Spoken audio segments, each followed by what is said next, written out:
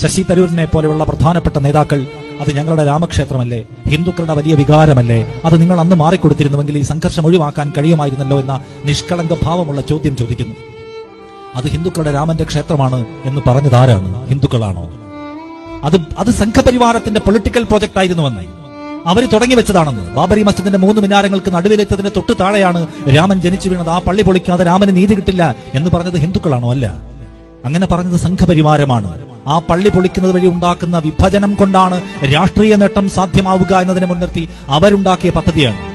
ആ പദ്ധതി അതിന്റെ വിജയഭാവം കൊണ്ടാടുമ്പോൾ ശശി തരൂരിനെ പോലെയുള്ള നിഷ്കളങ്കരായ മനുഷ്യർ വന്നിട്ട് ആ പള്ളി നിങ്ങൾ ഒഴിഞ്ഞു കൊടുത്തിരുന്നെങ്കിൽ നമുക്ക് പ്രശ്നം ഒഴിവാക്കാമായിരുന്നു എന്ന് പറയുകയാണ്. അപ്പോ ആ നിലയ്ക്ക് സർവ്വ മനുഷ്യരിലേക്കും പടർന്നു കഴിഞ്ഞിരിക്കുന്നു ഫാസിസം അതിന്റെ പല രൂപത്തിൽ. അത് നമ്മുടെ രാഷ്ട്ര മനസ്സിലേക്ക് ബഹുശാഖിയായി പടർന്നിറങ്ങുകയാണ്. ആ നോർമലൈസേഷനാണ് യഥാർത്ഥത്തിൽ ഇന്ത്യ നേരിടുന്ന ഏറ്റവും വലിയ വിപത്ത്.